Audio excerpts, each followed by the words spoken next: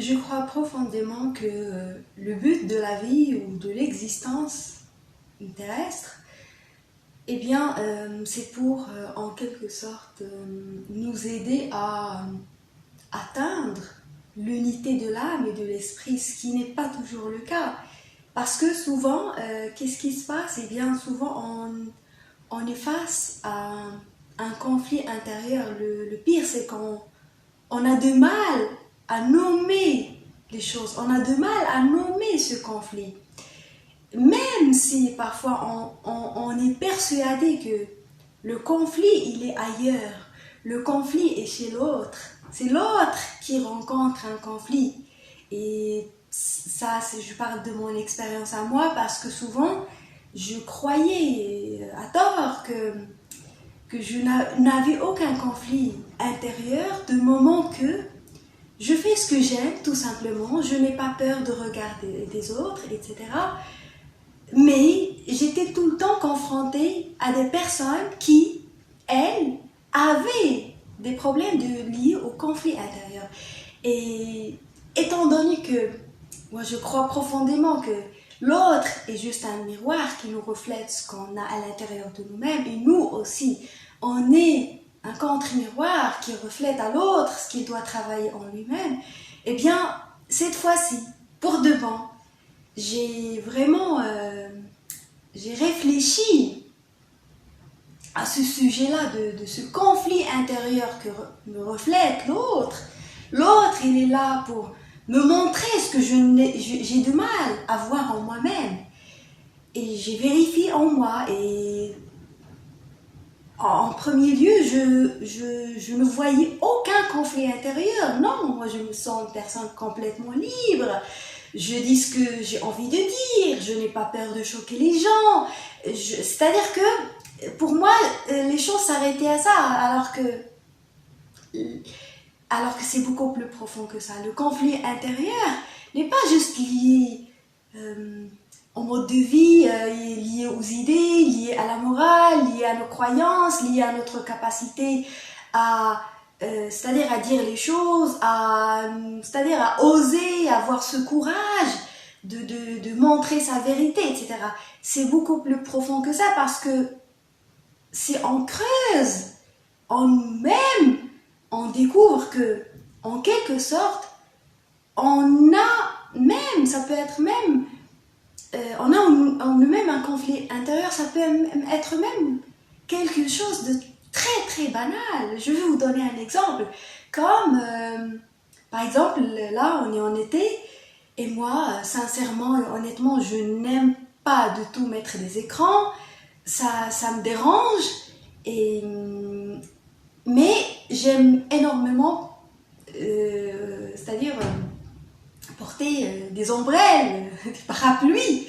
Je sais que ça fait rire. Il y a dans certaines sociétés où porter un parapluie, c'est tout à fait normal et même esthétique. Par contre, dans notre société à nous, eh bien, c'est perçu comme quelque chose c'est-à-dire de bizarre. Ce qui fait que quand je porte un parapluie, eh bien, je vois le regard des gens, et bien, la majorité des gens se moquaient de moi dans la rue. Et ça me dérangeait énormément. Et je le faisais pas à cause de ça. Mais ça reflète un conflit intérieur. C'est vraiment, la situation est complètement banale. Mais grâce à cette situation-là, je suis invitée à creuser en moi-même les situations qui me poussent à m'éloigner de mon âme et de répondre au regard de l'autre. Ce qui fait que moi, à l'intérieur de moi, j'ai envie de me protéger avec un parapluie. J'ai envie de le faire. Et pour moi, c'est tout à fait normal, parce que le parapluie, c'est un outil, un moyen de se protéger. Ça peut être de la pluie ou du soleil. A la même fonction. Pourquoi pas me priver de ça? Mais ça m'expose à la moquerie et à l'humiliation dans la rue. Donc, je suis en quelque sorte tiraillée entre ce besoin de répondre à un appel de mon âme, mais est ce besoin de me protéger du regard de l'autre. Et là, ça reflète un conflit intérieur que je ne voyais pas. Maintenant, je le vois. Et maintenant, dès que quelqu'un à l'extérieur me reflète un conflit qu'il est en train de vivre, je le comprends. Et je m'oriente vers moi-même pour que je puisse creuser en moi et vérifier où est ce conflit qui est caché en moi que je ne vois pas. Donc ça, c'était juste un simple exemple. Il est vraiment banal, mais ça dit énormément de choses. Ce qui fait que grâce à ce que je voyais en l'autre, je vois l'autre tirailler entre ce qu'il aime véritablement et entre ce que lui dit la société. Et parce que moi, j'avais c'est-à-dire cette complexité, plutôt ce complexe en quelque sorte, de juger l'autre qui en quelque sorte répond aux critères sociétaux, ou plutôt s'inquiète pour son image. Et là, ça reflète en quelque sorte un jugement que je porte sur l'autre et aussi un conflit intérieur que je refuse de voir en moi-même. Le conflit n'est pas ailleurs, il est en moi.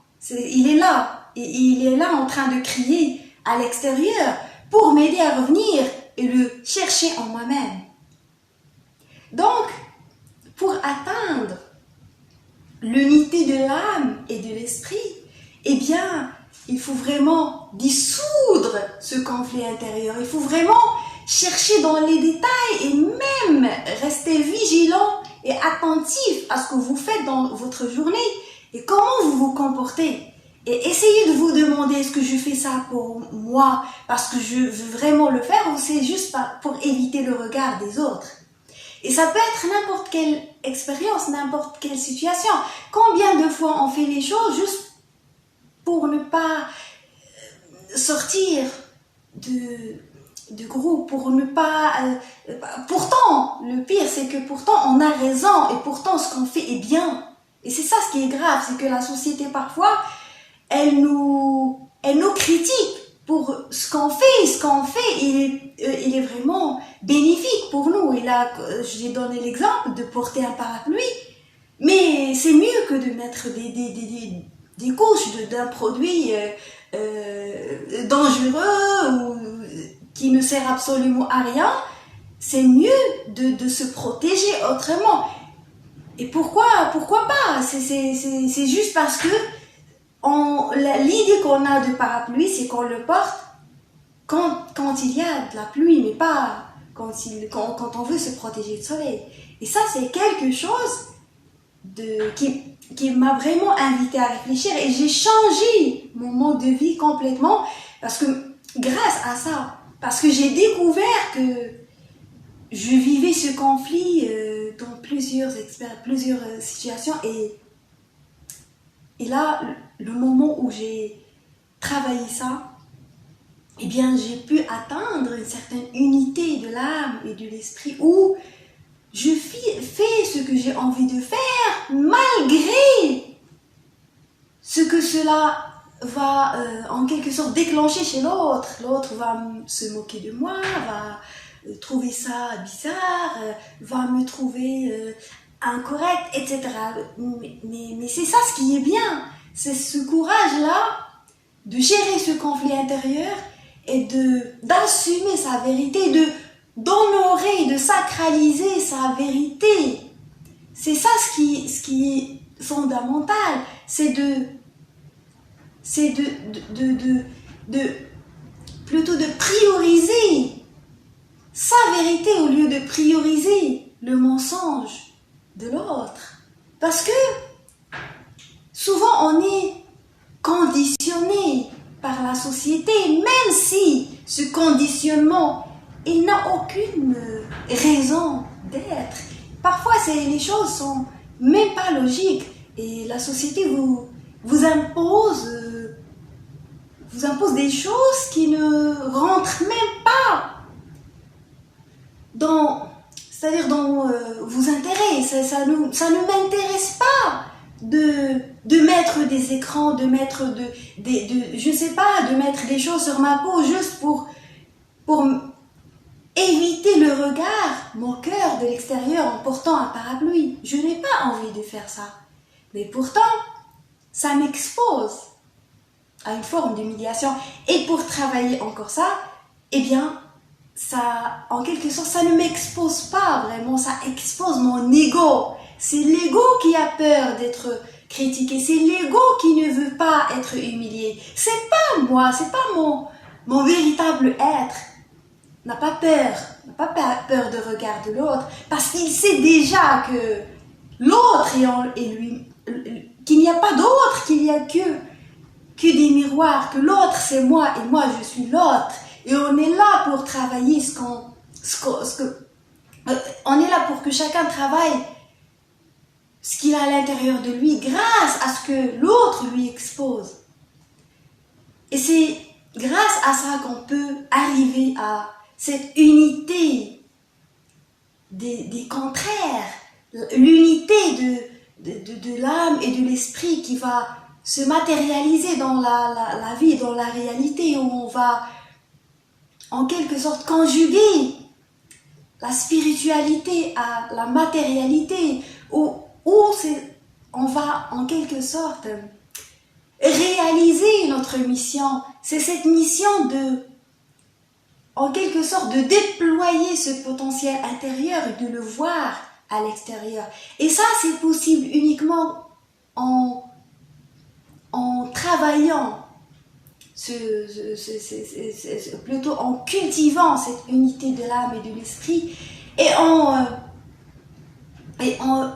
on essaye de chercher le conflit intérieur qu'on a à l'intérieur de nous-mêmes afin de le dissoudre et afin enfin d'oser vivre sa vérité et la montrer aux autres pour que l'autre puisse faire pareil.